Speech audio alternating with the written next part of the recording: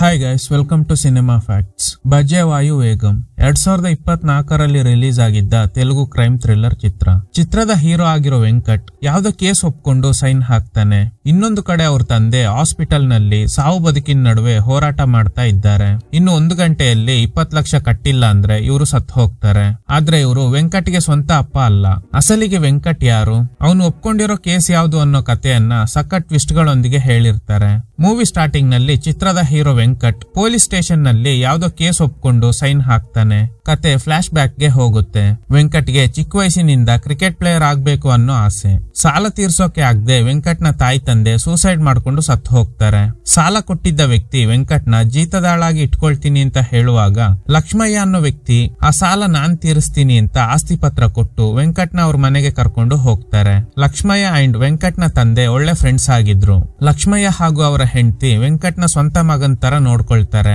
ಲಕ್ಷ್ಮಯ್ಯ ಅವರ ಸ್ವಂತ ಮಗನ ಹೆಸರು ರಾಜು. ಒಂದಿನ ಲಕ್ಷ್ಮಯ್ಯ ಅವರ ಹೆಂಡತಿ ತೀರು ಹೋಗ್ತಾರೆ. ಈಗ ಲಕ್ಷ್ಮಯ್ಯ ಕಷ್ಟಪಟ್ಟು ವ್ಯವಸಾಯ ಮಾಡಿ ಇಬ್ಬರನ್ನ ಬೆಳೆಸ್ತಾರೆ. ರಾಜು ಚೆನ್ನಾಗಿ ಓದ್ತಾ ಇದ್ರೆ ವೆಂಕಟ್ಗೆ ಓದೋ ವಿಷಯದಲ್ಲಿ ಇಂಟ್ರೆಸ್ಟ್ ಇರೋದಿಲ್ಲ. ಅವನಿಗೆ ಕ್ರಿಕೆಟ್ ಮೇಲೆ ಕ್ರೇಜ್ ಇರೋದ್ರಿಂದ ಲಕ್ಷ್ಮಯ್ಯ ಅವನಿಗೆ ಬ್ಯಾಟ್ ಕೊಡಿಸಿ ಎಂಕರೇಜ್ ಮಾಡ್ತಾರೆ. ತನ್ನ ಇಬ್ರು ಮಕ್ಕಳು ಸಾಧನೆ ಮಾಡೋದನ್ನ ನೋಡ್ಬೇಕು ಅನ್ನೋ ಆಸೆ ಇವ್ರದು. ಇದೇ ಆಸೆಯಲ್ಲೇ ಇಬ್ಬರನ್ನ ಹೈದರಾಬಾದ್ಗೆ ಕಳಿಸ್ತಾರೆ. ಈಗ ಇಬ್ರು ದೊಡ್ಡವರಾಗಿರ್ತಾರೆ. ಕೆಲವು ತಿಂಗಳುಗಳ ನಂತರ ಲಕ್ಷ್ಮಯ್ಯ ಮಕ್ಕಳನ್ನ ನೋಡೋದಕ್ಕೆ ಹೈದರಾಬಾದ್ಗೆ ಬರ್ತಾರೆ. ರಾಜು ಒಂದು ದೊಡ್ಡ ಹೋಟೆಲ್ ನಲ್ಲಿ ಕೆಲಸ ಮಾಡ್ತಾ ಇದ್ದಾನೆ. ವೆಂಕಟ್ ಒಂದು ಕ್ಲಬ್ ನಲ್ಲಿ ಕ್ರಿಕೆಟ್ ಆಡ್ತಾ ಇದ್ದಾನೆ. ಇನ್ನೇನು ಸ್ಟೇಟ್ ಟೀಮ್ ಗೆ ಸೆಲೆಕ್ಟ್ ಆಗ್ಬೇಕು. ಇಬ್ಬರನ್ನ ಮೀಟ್ ಆಗಿ ಲಕ್ಷ್ಮಯ್ಯಗೆ ಫುಲ್ ಖುಷಿ ಆಗುತ್ತೆ. ಹೇಗೋ ಇಬ್ರು ಒಳ್ಳೆ ಪೊಸಿಷನ್ ನಲ್ಲಿ ಇದ್ದಾರೆ ಅಂತ. ಅದೇ ಖುಷಿಯಲ್ಲೇ ಊರಿಗೆ ಹೋಗ್ತಾರೆ. ಆದ್ರೆ ನಿಜವಾಗ್ಲೂ ಇವರಿಬ್ರು ತುಂಬಾ ಸ್ಟ್ರಗಲ್ ಆಗ್ತಾ ಇದ್ದಾರೆ. ರಾಜು ಒಂದು 5 ಸ್ಟಾರ್ ಹೋಟೆಲ್ ನಲ್ಲಿ ಡ್ರೈವರ್ ಆಗಿದ್ರೆ ವೆಂಕಟ್ ಯಾವುದೇ ಕ್ಲಬ್ ನಲ್ಲಿ ಕ್ರಿಕೆಟ್ ಆಡ್ತಿಲ್ಲ. ಎಷ್ಟೇ ಚೆನ್ನಾಗಿ ಬ್ಯಾಟಿಂಗ್ ಮಾಡಿದ್ರು ಸ್ಟೇಟ್ ಟೀಮ್ ಗೆ ಸೆಲೆಕ್ಟ್ ಆಗ್ಬೇಕಂದ್ರೆ 4 ರಿಂದ 5 ಲಕ್ಷ ಕೊಡ್ಬೇಕು ಅಂತ ಸೆಲೆಕ್ಟರ್ಸ್ ಡಿಮ್ಯಾಂಡ್ ಮಾಡಿರ್ತಾರೆ. ಸೊ ಅದಕ್ಕೆ ಒಂದು ಅವಕಾಶ ಯಾವಾಗಾದ್ರೂ ಸಿಗ್ಬೋದು ಅಂತ ವೇಟ್ ಮಾಡ್ತಾ ಇದ್ದಾನೆ. ಅವ್ರ ತಂದೆಗೆ ಬೇಜಾರಾಗಬಾರ್ದು ಅಂತ ಇಬ್ರು ಒಳ್ಳೆ ಪೊಸಿಷನ್ ನಲ್ಲಿ ಇರೋ ತರ ಡ್ರಾಮಾ ಮಾಡಿರ್ತಾರೆ. ನಾವು ತಂದೆಗೆ ನಂಬಿಸಿ ಮೋಸ ಮಾಡ್ತಾ ಇದ್ದೀವಿ. ಯಾವ್ದೋ 3ನೇ ವ್ಯಕ್ತಿಯಿಂದ ಈ ವಿಷಯ ಅವ್ರಿಗೆ ಏನಾದ್ರೂ ಗೊತ್ತಾದ್ರೆ ಖಂಡಿತ ಅವ್ರಿಗೆ ಹರ್ಟ್ ಆಗುತ್ತೆ ಅಂತ. ಆಗ ವೆಂಕಟ್ ಹೇಳ್ತಾನೆ, ತಂದೆ ನಮ್ಮ ಇಬ್ಬರಿಗೋಸ್ಕರ ಮನೆ ಮಠ ಮಾರಿ ಕೊನೆಯದಾಗಿ ಹೊಲ ಗದ್ದೆಯನ್ನ ಕೂಡ ಮಾರಿದ್ರು. ಅಟ್ ಲೀಸ್ಟ್ ಹೊಲ ಬಿಡಿಸ್ಕೊಳ್ಳೋವರೆಗೂ ಆದ್ರೂ ಈ ಡ್ರಾಮಾ ಮುಂದುವರಿಸಲೇಬೇಕು, ಬೇರೆ ಆಪ್ಷನ್ ಇಲ್ಲ ಅಂತ. ರಾಜುಗೆ ಯಾಕೆ ಒಳ್ಳೆ ಜಾಬ್ ಸಿಕ್ಕಿಲ್ಲ ಅಂದ್ರೆ ಎಷ್ಟೇ ಜೀನಿಯಸ್ ಆಗಿದ್ರೂನು ಇಂಗ್ಲಿಷ್ ಬರಲ್ಲ.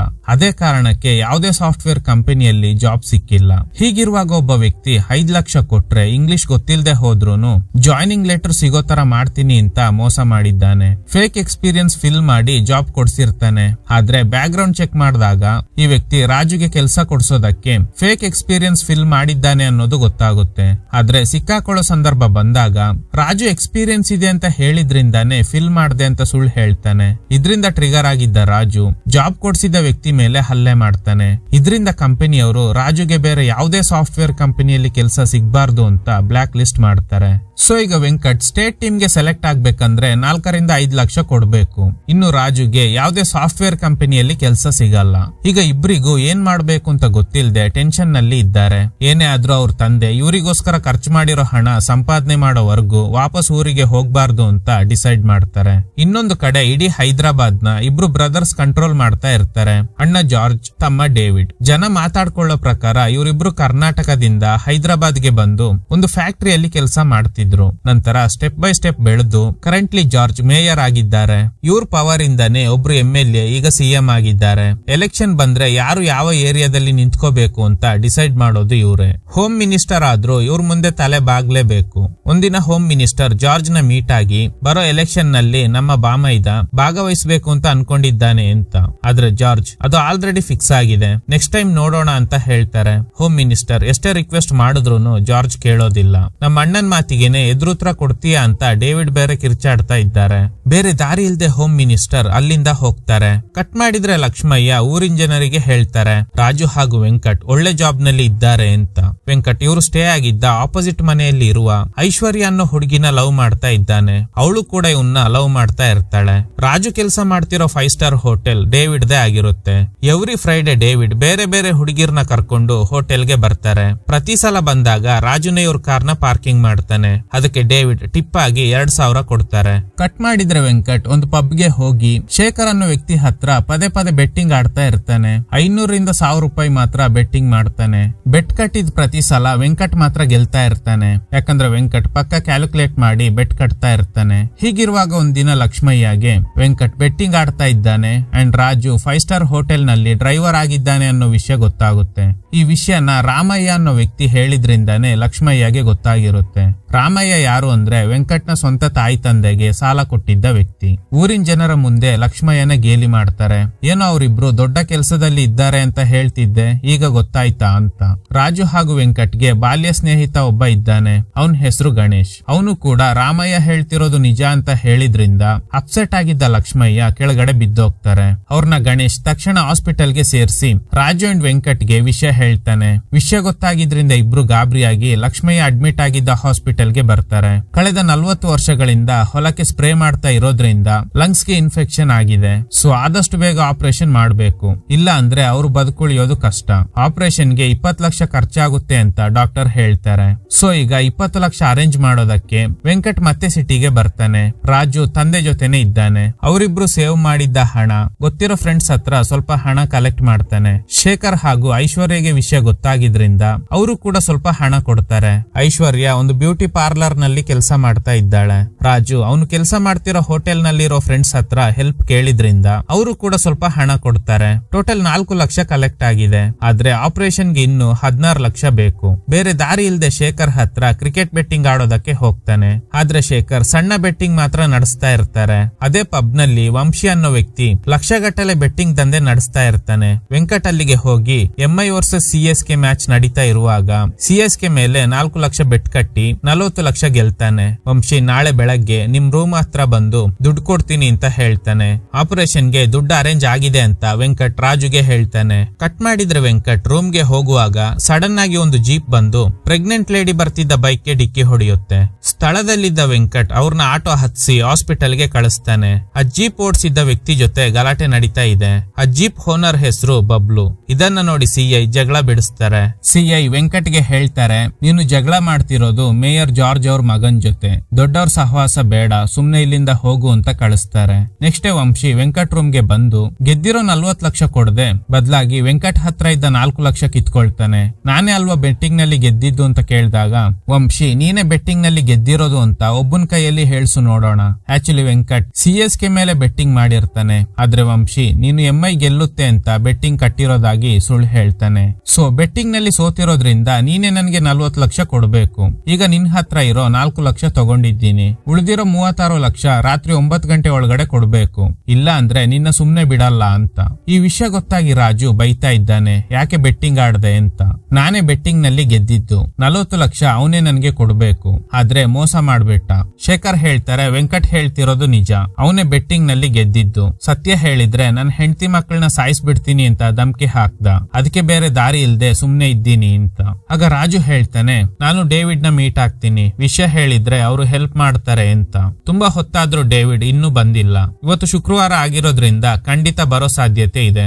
ರಾಜು ವೆಂಕಟ್ಗೆ ಕಾಲ್ ಮಾಡಿ ನೀನ್ ಕೂಡ ಇಲ್ಲಿಗೆ ಬಾ ಅಂತ ಕರೀತಾನೆ. ಸ್ವಲ್ಪ ಹೊತ್ತಿನ ನಂತರ ಡೇವಿಡ್ ಜಾಗ್ವಾರ್ ಕಾರ್ ನಲ್ಲಿ ಹೋಟೆಲ್ಗೆ ಬರ್ತಾರೆ. ರಾಜು ಡೇವಿಡ್ಗೆ ಎಲ್ಲ ವಿಷಯ ಹೇಳ್ತಾನೆ. ತಕ್ಷಣ ಡೇವಿಡ್ ವಂಶಿಗೆ ಕಾಲ್ ಮಾಡಿ, ಯಾರಿಗಾದ್ರೂ 7 ಗಂಟೆವರೆಗೂ ಮಾತ್ರ ಟೈಮ್ ಕೊಡ್ಬೇಕು ಅಂತ ಹೇಳಿದ್ದೆ ಅಲ್ವಾ, ಇವನಿಗೆ ಯಾಕೆ 9 ಗಂಟೆವರೆಗೂ ಟೈಮ್ ಕೊಟ್ಟಿದ್ದೀಯಾ ಅಂತ. ಸೊ ಆಗ್ಲೇ ರಾಜುಗೆ ಅರ್ಥ ಆಗುತ್ತೆ ವಂಶಿಗೆ ಹೆಡ್ ಆಗಿರೋದು ಇದೇ ಡೇವಿಡ್ ಅಂತ. ಡೇವಿಡ್ ರಾಜುಗೆ 2,000 ಟಿಪ್ ಕೊಟ್ಟು ಕಾರ್ ಪಾರ್ಕಿಂಗ್ ಮಾಡೋವರೆಗೂ ಮಾತ್ರ ನಿನ್ ಕೆಲ್ಸ, ಅದು ಬಿಟ್ರೆ ಬೇರೆ ಯಾವುದೇ ವಿಷಯದಲ್ಲೂ ನಾನು ನಿನ್ಗೆ ಹೆಲ್ಪ್ ಮಾಡಲ್ಲ ಅಂತ. ಈಗ್ಲೇ ಶಾಕಿಂಗ್ ಟ್ವಿಸ್ಟ್. ಡೇವಿಡ್ ಒಂದು ಹುಡುಗಿ ಜೊತೆ ಹೋಟೆಲ್ಗೆ ಹೋಗ್ತಾರೆ. ಆ ಹುಡುಗಿ ಯಾರಂದ್ರೆ ವೆಂಕಟ್ನ ಲವರ್ ಐಶ್ವರ್ಯ. ಇದನ್ನ ದೂರದಿಂದ ನೋಡ್ತಿದ್ದ ವೆಂಕಟ್ಗೆ ಶಾಕ್ ಆಗುತ್ತೆ. ಡೇವಿಡ್ ಐಶ್ವರ್ಯ ಜೊತೆ ರೂಮ್ಗೆ ಹೋಗ್ತಾರೆ.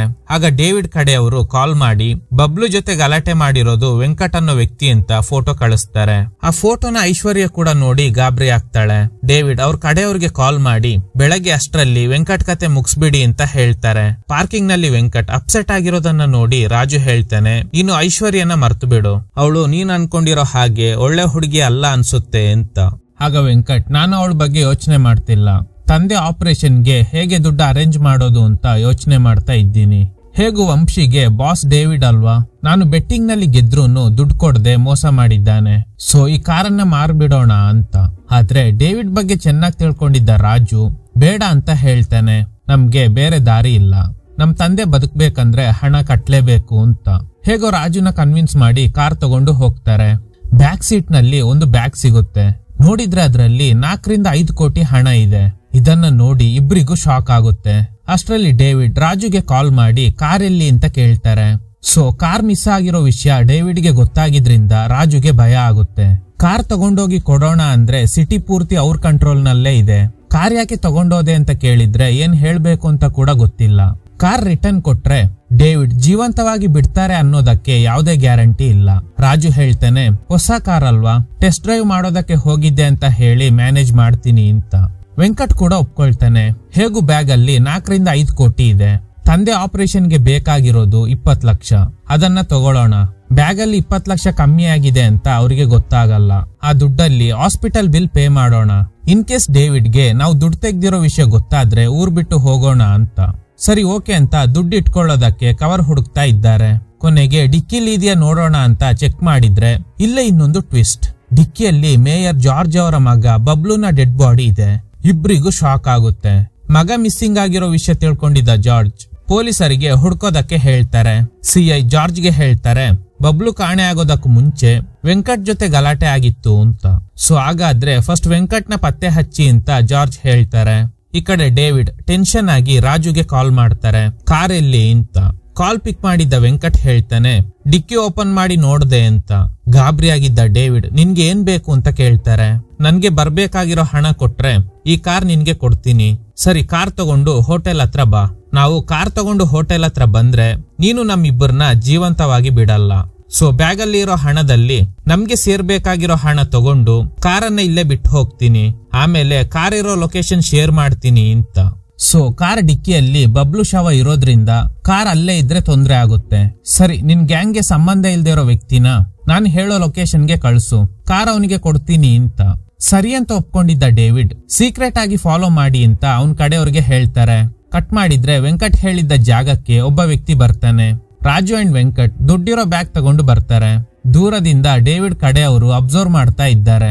ಆಗ ಹೇಗೂ ಬಬ್ಲು ಜೊತೆ ಗಲಾಟೆ ಮಾಡಿರೋದು ವೆಂಕಟ್ ಅಂತ ಅವನ್ ಫೋಟೋ ಡೇವಿಡ್ ಗ್ಯಾಂಗ್ ನಲ್ಲಿರೋ ಎಲ್ಲರಿಗೂ ಶೇರ್ ಆಗಿದೆ. ಸೊ ವೆಂಕಟ್ ನ ನೋಡಿ ಶೂಟ್ ಮಾಡೋದಕ್ಕೆ ಶುರು ಮಾಡ್ತಾರೆ. ಆಗ ವೆಂಕಟ್ ಕೈಯಲ್ಲಿದ್ದ ದುಡ್ಡಿನ ಬ್ಯಾಗ್ ಕೆಳಗಡೆ ಬಿದ್ದೋಗುತ್ತೆ. ತಕ್ಷಣ ಇಬ್ರು ಕಾರ್ ಹತ್ತಿ ಅಲ್ಲಿಂದ ಎಸ್ಕೇಪ್ ಆಗ್ತಾರೆ. ಡೇವಿಡ್ ಕಡೆಯವರು ಡೇವಿಡ್ಗೆ ಬಬ್ಲು ಜೊತೆ ಗಲಾಟೆ ಮಾಡಿದ್ದ ವೆಂಕಟ್ ರಾಜು ಜೊತೆ ಇದ್ದಾನೆ ಅಂತ ಹೇಳಿದಾಗ ಕಾರಿಗೆ ಏನು ಡ್ಯಾಮೇಜ್ ಆಗ್ಬಾರ್ದು ಅಂತ ಹೇಳಿದ್ದಾರೆ. ಸೊ ಅದಕ್ಕೆ ಕಾರ್ನಲ್ಲಿ ಹೋಗ್ತಿರುವ ವೆಂಕಟ್ ಅಂಡ್ ರಾಜು ಮೇಲೆ ಫೈರಿಂಗ್ ಮಾಡೋದಿಲ್ಲ. ಆದ್ರೆ ಅವ್ರನ್ನ ಹಿಡಿಯೋದಕ್ಕೆ ಚೇಸ್ ಮಾಡ್ತಾರೆ. ಆದ್ರೆ ಇವರಿಬ್ರು ಎಸ್ಕೇಪ್ ಆಗ್ಬಿಡ್ತಾರೆ. ಈ ವಿಷಯ ಗೊತ್ತಾಗಿದ್ರಿಂದ ಡೇವಿಡ್ ಅವ್ರ ಗ್ಯಾಂಗ್ ಅವ್ರಿಗೆ ಹೇಳಿ ವೆಂಕಟ್ನ ಸಾಯಿಸ್ಬಿಡಿ ಅಂತ ಹೇಳ್ತಾರೆ. ಕಟ್ ಮಾಡಿದ್ರೆ ಗಣೇಶ್ ಕಾಲ್ ಮಾಡಿ ಲಕ್ಷ್ಮಯ್ಯ ಕೋಮಾಗೆ ಹೋಗಿದ್ದಾರೆ ಅಂತ. ಲಕ್ಷ್ಮಯ್ಯ ಅಡ್ಮಿಟ್ ಆಗಿರೋದು ಹೈದರಾಬಾದ್ ನಲ್ಲಿ. ಈಗ ಸಿಟಿಗೆ ಎಂಟರ್ ಆದ್ರೆ ಡೇವಿಡ್ ಕಡೆಯವರು ಸುಮ್ನೆ ಬಿಡಲ್ಲ. ಅಂದ್ರೂನು ತಂದೆಗೋಸ್ಕರ ಸಿಟಿ ಒಳಗಡೆ ಎಂಟರ್ ಆಗ್ತಾರೆ. ಚೆಕ್ ಪೋಸ್ಟ್ ನಲ್ಲಿ ಪೊಲೀಸರು ಪ್ರತಿ ಗಾಡಿ ಚೆಕ್ ಮಾಡ್ತಾ ಇದ್ದಾರೆ. ಇವರಿಬ್ರು ಇರೋ ಗಾಡಿನ ಕೂಡ ಚೆಕ್ ಮಾಡೋದಕ್ಕೆ ಬರ್ತಾರೆ. ಸಿಐ ರವೀಂದ್ರಗೆ ಅದು ಡೇವಿಡ್ ಕಾರ್ ಅಂತ ಗೊತ್ತಾದ್ಮೇಲೆ ಚೆಕ್ ಮಾಡದೆ ಕಳಿಸ್ತಾರೆ. ತಕ್ಷಣ ಡೇವಿಡ್ಗೆ ಕಾಲ್ ಮಾಡಿ ಪ್ರತಿ ವಾರದ ತರಾನೇ ಇವತ್ತು ಕೂಡ ನಿಮ್ ಕಾರನ್ನ ಚೆಕ್ ಮಾಡದೆ ಬಿಟ್ಬಿಟ್ಟೆ ಅಂತ. ಸೊ ಡೇವಿಡ್ಗೆ ಗೊತ್ತಾಗುತ್ತೆ ವೆಂಕಟ್ ಹಾಗೂ ರಾಜು ಸಿಟಿಗೆ ಎಂಟರ್ ಆಗಿದ್ದಾರೆ ಅಂತ. ನಾವು ಸಾಯಿಸ್ತೀವಿ ಅಂತ ಗೊತ್ತಿದ್ರೂನು ಎಂಟರ್ ಆಗಿದ್ದಾರೆ ಅಂದ್ರೆ ಖಂಡಿತ ಏನಾದ್ರೂ ಸ್ಟ್ರಾಂಗ್ ರೀಸನ್ ಇರ್ಬೋದು. ಸೊ ವೆಂಕಟ್ ಬಗ್ಗೆ ಪೂರ್ತಿ ಚೆಕ್ ಮಾಡೋದಕ್ಕೆ ಹೇಳ್ತಾರೆ. ಕಟ್ ಮಾಡಿದ್ರೆ ಪೊಲೀಸರು ಶೇಖರ್ ಹತ್ರ ವೆಂಕಟ್ ಬಗ್ಗೆ ಕೇಳ್ತಾ ಇದ್ದಾರೆ. ಅವನ್ನ ನೋಡಿ 2 ದಿನ ಆಯ್ತು ಅಂತ ಶೇಖರ್ ಹೇಳ್ತಾರೆ. ಸರಿ ಅವನು ಕಾಲ್ ಮಾಡಿದ್ರೆ ನಮ್ಗೆ ಹೇಳು ಅಂತ. ಪೊಲೀಸ್ ಅಲ್ಲಿಂದ ಹೋದ್ಮೇಲೆ ಶೇಖರ್ ವೆಂಕಟ್ಗೆ ಕಾಲ್ ಮಾಡಿ ಮೇಯರ್ ಮಗನಿಗೆ ಏನಾದ್ರೂ ಮಾಡಿದ್ರ ಅಂತ ಕೇಳ್ತಾರೆ. ಆಗ ವೆಂಕಟ್ ನಾನು ಅವನಿಗೆ ಏನು ಮಾಡಿಲ್ಲ, ಡೇವಿಡ್ ಅವನ್ನ ಸಾಯಿಸಿ ಕಾರ್ ಡಿಕ್ಕಿಯಲ್ಲಿ ಇಟ್ಟಿದ್ದಾನೆ ಅಂತ. ಶೇಖರ್ಗೆ ಭಯ ಆಗುತ್ತೆ. ನೀವಿಬ್ರು ಸಿಟಿಗೆ ಬರ್ಲೇಬೇಡಿ, ಎಲ್ಲಾದ್ರೂ ಸೇಫ್ ಆಗಿ ಇರಿ, ನಿಮ್ಗೋಸ್ಕರ ಪೊಲೀಸರು ಸರ್ಚ್ ಮಾಡ್ತಾ ಇದ್ದಾರೆ ಅಂತ. ಆದ್ರೆ ಅವರಿಬ್ರು ಆಲ್ರೆಡಿ ಸಿಟಿಗೆ ಎಂಟರ್ ಆಗಿದ್ದಾರೆ. ಅಷ್ಟರಲ್ಲಿ ಡೇವಿಡ್ ಕಡೆಯವರು ಶೇಖರ್ನ ಡೇವಿಡ್ ಹತ್ರ ಕರ್ಕೊಂಡು ಬರ್ತಾರೆ. ಶೇಖರ್ಗೆ ಸರಿಯಾಗಿ ಹೊಡೆದು ವಿಚಾರಿಸಿದಾಗ ಅವ್ರ ತಂದೆ ಆಪರೇಷನ್ಗೋಸ್ಕರನೇ ಇದೆಲ್ಲ ಮಾಡ್ತಾ ಇದ್ದಾರೆ ಅನ್ನೋದು ಡೇವಿಡ್ಗೆ ಗೊತ್ತಾಗುತ್ತೆ. ಕಾರ್ ಇರೋವರೆಗೂ ಮಾತ್ರ ನಾವು ಸೇಫ್ ಅಂತ ಆ ಕಾರನ್ನ ಒಂದ್ ಕಡೆ ಹೈಡ್ ಮಾಡಿ ಇಡ್ತಾರೆ. ವೆಂಕಟ್ ಒಂದು ಕಾರ್ನ ವಿಂಡ್ಶೀಲ್ಡ್ ನ ಹೊಡೆದಿದ್ರಿಂದ ಅವನ್ ಕೈಗೆ ಗಾಯ ಆಗುತ್ತೆ. ಈಗ ನಮ್ ತಂದೆ ಇರೋ ಹಾಸ್ಪಿಟಲ್ಗೆ ಕಾಲ್ ಮಾಡಿ ಎಮರ್ಜೆನ್ಸಿ ಅಂತ ಹೇಳು. ರಾಜು ಹಾಗೇನೆ ಮಾಡ್ತಾನೆ. ಸೊ ಇಬ್ರು ಪ್ಲಾನ್ ಮಾಡಿ ಆ ಆಂಬ್ಯುಲೆನ್ಸ್ ನಲ್ಲಿ ಹಾಸ್ಪಿಟಲ್ಗೆ ಬರ್ತಾರೆ. ಹಾಸ್ಪಿಟಲ್ ನಲ್ಲಿ ದುಡ್ಡು ಪೇ ಮಾಡದೇ ಇರೋದ್ರಿಂದ ಲಕ್ಷ್ಮಯ್ಯಗೆ ಇನ್ನು ಟ್ರೀಟ್ಮೆಂಟ್ ಶುರು ಮಾಡಿಲ್ಲ. ಡಾಕ್ಟರ್ ವೆಂಕಟ್ನ ಕರೆದು ಇನ್ನು 24 ಗಂಟೆ ಒಳಗಡೆ ಆಪರೇಷನ್ ಮಾಡಿಲ್ಲ ಅಂದ್ರೆ ನಿಮ್ ತಂದೆ ಉಳಿಯೋದಿಲ್ಲ ಅಂತ. ಅದೇ ಸಮಯಕ್ಕೆ ಐಶ್ವರ್ಯ ಬಂದು ಅಡ್ವಾನ್ಸ್ ಪೇಮೆಂಟ್ ಕೊಡ್ತಾಳೆ. ಅಷ್ಟೊಂದು ದುಡ್ಡು ಐಶ್ವರ್ಯಗೆ ಹೇಗೆ ಬಂತು ಅಂತ ವೆಂಕಟ್ಗೆ ಗಾಬರಿ ಆಗುತ್ತೆ. ಈಗ ಐಶ್ವರ್ಯ ನಡೆದ ಎಲ್ಲ ವಿಷಯ ಹೇಳೋದಕ್ಕೆ ಶುರು ಮಾಡ್ತಾಳೆ. ಈಗ ನಾನು ಸತ್ಯ ಹೇಳಿಲ್ಲ ಅಂದ್ರೆ ನೀನು ನನ್ ಬಗ್ಗೆ ತಪ್ಪಾಗಿ ತಿಳ್ಕೊಳ್ತೀಯ. ವಂಶಿ ಕಡೆಯವರು ನಿಮ್ ಮನೆಯಿಂದ ಹೋಗ್ತಿರೋದನ್ನ ನೋಡ್ದೆ. ಶೇಖರ್ ಅಣ್ಣ ಅವ್ರನ್ನ ಮೀಟ್ ಆದಾಗ ಎಲ್ಲ ವಿಷಯ ಗೊತ್ತಾಯ್ತು. ನಿನ್ಗೆ ದುಡ್ಡಿನ ಅವಶ್ಯಕತೆ ಇರೋದ್ರಿಂದ ನಿನ್ಗೆ ಹೆಲ್ಪ್ ಮಾಡೋದಕ್ಕೆ ನಾನು ವರ್ಕ್ ಮಾಡ್ತಿರುವ ಬ್ಯೂಟಿ ಪಾರ್ಲರ್ ಓನರ್ ನ ಮೀಟ್ ಆಗಿ ಅವ್ರಿಗೆ ವಿಷಯ ಹೇಳಿ ದುಡ್ಡು ಕೇಳ್ದೆ. ಆಗ ಅವರು ನನ್ನ ಡೇವಿಡ್ಗೆ ಪರಿಚಯ ಮಾಡಿಸಿ ಹೋಟೆಲ್ಗೆ ಕಳ್ಸಿದ್ರು. ಆಗ್ಲೇ ನಿನ್ ಫೋಟೋ ಡೇವಿಡ್ ಫೋನ್ಗೆ ಬಂದಿರೋದು ನೋಡಿ ನನ್ಗೆ ಗಾಬರಿ ಆಯ್ತು. ಇನ್ನೇನು ಡೇವಿಡ್ ನನ್ ಜೊತೆ ರೂಮ್ಗೆ ಹೋಗ್ಬೇಕು ಅನ್ನುವಷ್ಟ್ರಲ್ಲಿ ನಮ್ ಓನರ್ ಬಂದು ಕಾರ್ ಕೀ ಕೊಟ್ಟು ಬಸ್ ಸ್ಟಾಪ್ ಹತ್ರ ನಿಂತ್ಕೋ, ಡೇವಿಡ್ ಕಡೆಯವರು ಬಂದು ಕೀ ತಗೊಂಡು ಹೋಗ್ತಾರೆ, ಅಷ್ಟೇ ನಿನ್ ಕೆಲ್ಸ, ನಂತರ ನಿನ್ಗೆ ಹಣ ಕೊಡ್ತೀನಿ ಅಂತ ಹೇಳಿದ್ಲು. ಅವಳು ಮೊದ್ಲೇ ಹೇಳಿದ್ಲು ಡೇವಿಡ್ ನಿನ್ ಮೈ ಮುಟ್ಟಲ್ಲ, ಅದಕ್ಕೆ ನಾನ್ ಜವಾಬ್ದಾರಿ ಅಂತ. ಅದಕ್ಕೆ ನಂಬಿ ಹೋಗಿದ್ದೆ. ನಾನು ಬಸ್ ಸ್ಟಾಪ್ಗೆ ಹೋಗೋದಕ್ಕೂ ಮುಂಚೆ ಅವ್ರು ಏನ್ ಮಾತಾಡ್ತಾರೆ ಅಂತ ಕೇಳಿಸ್ಕೊಳ್ಳೋದಕ್ಕೆ ಡೋರ್ ಹತ್ರನೇ ಇದ್ದೆ. ಡೇವಿಡ್ ಅವನ್ ಕಡೆಯವ್ರಿಗೆ ಹೇಳಿ ನಿನ್ನ ಸಾಯಿಸೋದಕ್ಕೆ ಹೇಳ್ತಿದ್ರು. ಅಷ್ಟೇ ಅಲ್ದೆ ಹೋಮ್ ಮಿನಿಸ್ಟರ್ ಜೊತೆ ಮಾತಾಡ್ತಾ ಮೇಯರ್ ಜಾರ್ಜ್ ಅವ್ರ ಮಗನ್ ಕತೆ ಮುಗಿಸಿದ್ದೀನಿ. ಅದಕ್ಕೂ ಮುಂಚೆ ವೆಂಕಟ್ ಬಬ್ಲು ಜೊತೆ ಗಲಾಟೆ ಮಾಡಿದ್ನಂತೆ. ಅದಕ್ಕೆ ನಮ್ಮಣ್ಣ ವೆಂಕಟ್ನ ಹುಡ್ಕೋದಕ್ಕೆ ಹೇಳಿದ್ದಾರೆ. ಸೊ ವೆಂಕಟ್ನ ಕೂಡ ನಾನೇ ಸಾಯಿಸ್ಬಿಟ್ರೆ ಜಾರ್ಜ್ಗೆ ತನ್ನ ಮಗ ಬಬ್ಲುನ ಕೊಲೆ ಮಾಡಿದ್ದು ನಾನೇ ಅಂತ ಗೊತ್ತಾಗಲ್ಲ. ಬಬ್ಲು ಬದುಕಿದ್ರೆ ತಾನೆ ಜಾರ್ಜ್ ಅವನಿಗೆ ಮೇಯರ್ ಪಟ್ಟ ಕೊಡೋದು. ಅವನು ಸತ್ತೋಗಿದ್ರಿಂದ ನನ್ಗೇನೆ ಮೇಯರ್ ಪಟ್ಟ ಕೊಡ್ಬೇಕು. ಹೋಮ್ ಮಿನಿಸ್ಟರ್ ಹೇಳ್ತಾರೆ ಆ ದಿನ ಡಿಸ್ಕಸ್ ಮಾಡ್ದಂಗೆ ಡೆಲ್ಲಿಲಿ ಎಲ್ಲ ಕೆಲಸ ಮುಗ್ದಿದೆ. ನೆಕ್ಸ್ಟ್ ಸಿಎಂ ನಾನೇ, ಹೈದರಾಬಾದ್ಗೆ ನೆಕ್ಸ್ಟ್ ಮೇಯರ್ ನೀನೆ. ಆಕ್ಚುಲಿ ಏನ್ ನಡೆದಿದೆ ಅಂದ್ರೆ ಹೋಮ್ ಮಿನಿಸ್ಟರ್ ನಮ್ ಬಾಮೈದಾಗೆ ಸೀಟ್ ಬೇಕು ಅಂತ ಕೇಳಿರ್ತಾರೆ ಅಲ್ವಾ. ನಂತರ ಡೇವಿಡ್ ಹೋಮ್ ಮಿನಿಸ್ಟರ್ ನ ಮೀಟ್ ಆಗಿ ನಮ್ಮ ಅಣ್ಣನ್ ವಿರುದ್ಧ ತಂತ್ರ ರೂಪಿಸ್ಬೇಕು, ನಾನೇ ನೆಕ್ಸ್ಟ್ ಮೇಯರ್ ಆಗ್ಬೇಕು ಅಂತ. ನಿಮ್ಮ ಅಣ್ಣನ್ ಕಣ್ ತಪ್ಸಿ ಏನು ಮಾಡೋದಕ್ಕೆ ಆಗಲ್ಲ. ಪ್ರತಿ ಎಲೆಕ್ಷನ್ಗೆ ನಿಮ್ಮ ಅಣ್ಣ ಪಾರ್ಟಿಗೆ 500 ಕೋಟಿ ಫಂಡ್ ಕೊಡ್ತಾರೆ. ಹೈಕಮಾಂಡ್ ಕೂಡ ಅವರಿಗೇನೆ ಸಪೋರ್ಟ್ ಮಾಡ್ತಾ ಇದ್ದಾರೆ ಅಂತ. 500 ಕೋಟಿ ಅಲ್ಲ 5,000 ಕೋಟಿ ಕೊಡ್ತೀನಿ ಅಂತ ಹೇಳಿದ್ದಾರೆ. ಸರಿಯಾಗಾದ್ರೆ ಹೈಕಮಾಂಡ್ ಜೊತೆ ನಾನ್ ಮಾತಾಡ್ತೀನಿ. ನೆಕ್ಸ್ಟ್ ಎಲೆಕ್ಷನ್ ನಲ್ಲಿ ನಾನು ಸಿಎಂ ಆಗ್ತೀನಿ, ನೆಕ್ಸ್ಟ್ ಮೇಯರ್ ನೀನೆ. ಈ ವಿಷಯ ನಿಮ್ಮ ಅಣ್ಣನಿಗೆ ಗೊತ್ತಾಗದೆ ಇರೋ ಹಾಗೆ ನೋಡ್ಕೋ ಅಂತ. ಈಗ ಹೋಮ್ ಮಿನಿಸ್ಟರ್ ಡೇವಿಡ್ಗೆ ಫಸ್ಟ್ ನಿನ್ನ ಹತ್ರ ಇರುವ 2,000 ರೂಪಾಯಿ ನೋಟ್ ನನಗೆ ಕಳ್ಸು ಅಂತ. ಈ 2,000 ರೂಪಾಯಿ ಕತೆ ಏನಂದ್ರೆ ಅದ್ರಲ್ಲಿ ಇರುವ ಸೀರಿಯಲ್ ನಂಬರ್ ಇಂದಾನೆ 5,000 ಕೋಟಿ ಡೆಲ್ಲಿಯಲ್ಲಿ ಇರುವ ಹೈಕಮಾಂಡ್ಗೆ ಹವಾಲಾ ರೂಪದಲ್ಲಿ ಟ್ರಾನ್ಸ್ಫರ್ ಆಗುತ್ತೆ. ಆ ನೋಟ್ ಮಿಸ್ ಆದ್ರೆ ಅಷ್ಟು ಹಣ ಹೋದಂಗೆ ಲೆಕ್ಕ. ಇದನ್ನೆಲ್ಲ ಐಶ್ವರ್ಯ ಕೇಳಿಸ್ಕೊಂಡಿದ್ದಾಳೆ. ನಂತರ ಬಸ್ ಸ್ಟಾಪ್ಗೆ ಹೋಗಿ ಡೇವಿಡ್ ಕಡೆ ಅವ್ರಿಗೆ ಕಾರ್ ಕೀ ಕೊಟ್ಟಿದ್ದಾಳೆ. ಡೇವಿಡ್ ಅವನ್ ಕಡೆ ಅವ್ರಿಗೆ ಕಾರಲ್ಲಿರೋ 2,000 ರೂಪಾಯಿ ನೋಟ್ ತಗೊಂಡು ಬಾ ಅಂತ ಹೇಳಿದ್ದಾರೆ. ನೋಡಿದ್ರೆ ಅಲ್ಲಿ ಕಾರ್ ಇರೋದಿಲ್ಲ. ಯಾಕಂದ್ರೆ ಅದೇ ಸಮಯಕ್ಕೆ ರಾಜು ಅಂಡ್ ವೆಂಕಟ್ ಕಾರನ್ನ ತಗೊಂಡು ಹೋಗಿರ್ತಾರೆ. ಸೊ ಇದುವರೆಗೂ ಡೇವಿಡ್ ಟೆನ್ಷನ್ ಆಗಿದ್ದು ಕಾರ್ನಲ್ಲಿ ಡೆಡ್ ಬಾಡಿ ಇದೆ ಅಂತ ಅಲ್ಲ, 2,000 ರೂಪಾಯಿ ನೋಟ್ ಎಲ್ಲಿ ಮಿಸ್ ಆಗುತ್ತೆ ಅಂತ.